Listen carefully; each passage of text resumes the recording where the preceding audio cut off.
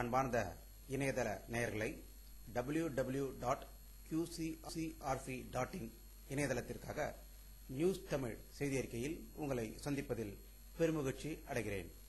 இன்று 6 நவம்பர் 2008க்கான செய்திகளை தற்போது காணலாம்.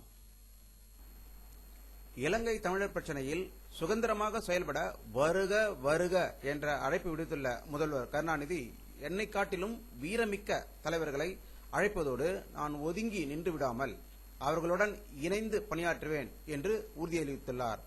இதை இன்று சென்னையில் அவர் வெளியிட்டுள்ள ஒரு அறிக்கையில் கூறியிருப்பதாக செய்திகள் வந்து கொண்டிருக்கின்றன. இந்திய நாட்டின் பங்குத்தஞ்சை தொடர்ந்து வீழ்ச்சி அடைந்து வருவது ஏன் என்ற கேள்விக்கு மத்திய நிதியமைச்சர் சிதம்பரம் நாட்டு மக்களுக்கு ஒளிவு மறைவு இன்றி விளக்கம் அளிப்பாரா என்று அஇஅதிமுக பொதுச் செயலாளர் ஜெயலலிதா கேள்வி எழுப்பியுள்ளார்.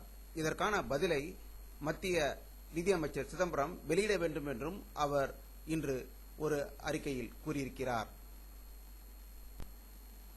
சட்டத்துக்கு விரோதமாக பேசியதாக கைது செய்யப்பட்ட மதிமுக பொதுச் செயலாளர் வைகோ கண்ணப்பன் இன்று விடுதலை செய்யப்பட்டதாக புழல் சிறையிலிருந்து வரும் செய்திகள் கூறுகின்றன.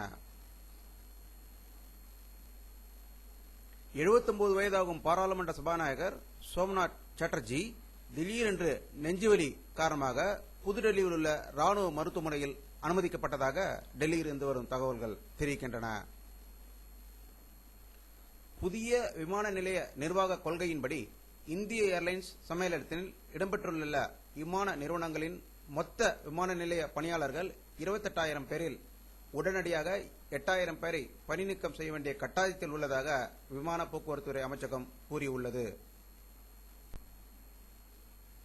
கோவையில் தமிழக அரசு அமல்படுத்தி வரும் புதிய மின் விநியோக திட்டத்தின் உற்பத்தி குறைந்திருப்பதால் கோவையில் உள்ள பொறியியல் நிறுவனங்கள் மற்றும் சிறு தொழில்களில் பணியாற்றி வந்த 10,000க்கும் மேற்பட்டவர்கள் வேலையை விட்டு நீக்கப்பட்டுள்ளதாக அங்கிருந்து செய்திகள் வருகின்றன.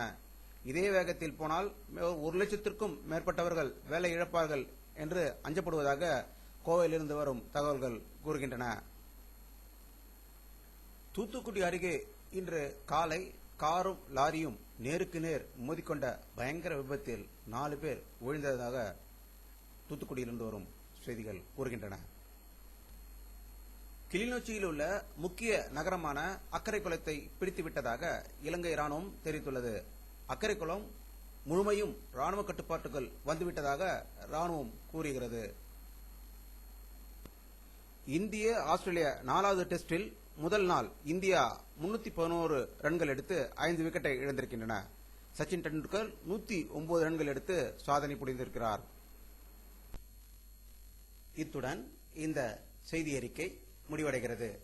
மீண்டும் நியூஸ் தமிழ் செய்திகளில் உங்களை சந்திக்கும் வரை உங்களிடமிருந்து விடைபெறுவது உங்கள் கே பாலாஜி. நன்றி.